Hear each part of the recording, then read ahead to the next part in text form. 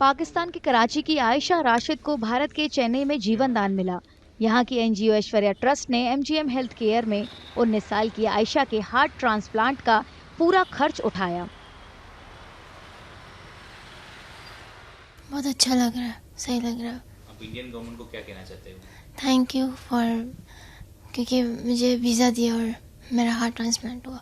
आयशा बहुत ज़्यादा सिक थी और हमने इमरजेंसी में रिक्वेस्ट डाली थी और एक्सेप्ट हुई। फिर हमें वीज़ा मिला, हम यहाँ पर आए।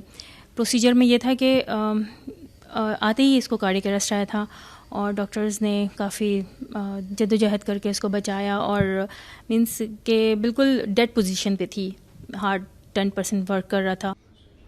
आयशा बीते कई साल से दिल की बीमारी से जूझ रही थी। 2019 में पहली बार दिल का दौरा पड़ने के बाद उन्हें भारत लाया गया और मैकेनिकल पंप इम्प्लांटेशन किया गया। उससे भी जब हालत नहीं सुधरी तो हार्ट ट्रांसप्लांट की जरूरत पड़ी। It became very difficult to treat her in that country. I was in constant touch with treating doctors as to how to manage her, and she really needed to come back here for further treatment. And getting a visa was very difficult. Her mother is a single mother. They had no money, no resources. So with great difficulty they arranged finances to travel here and came. So we had to take care of our entire expenses, including repeated hospitalization. इस साल जनवरी में brain head donor मिलने के बाद आयशा का heart transplant किया गया।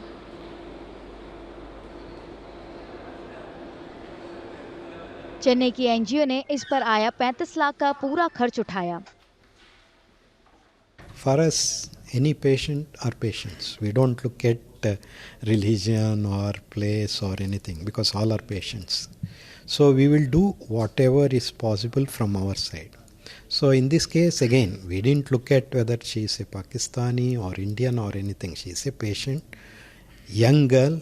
If she survives, she will do well. So that is one thing. Second, again, we don't look at whether they have money or not. Whatever possible from our side, we would like to do. सफल transplant surgery के बाद आयशा को पिछले हफ्ते अस्पताल से छुट्टी मिल गई।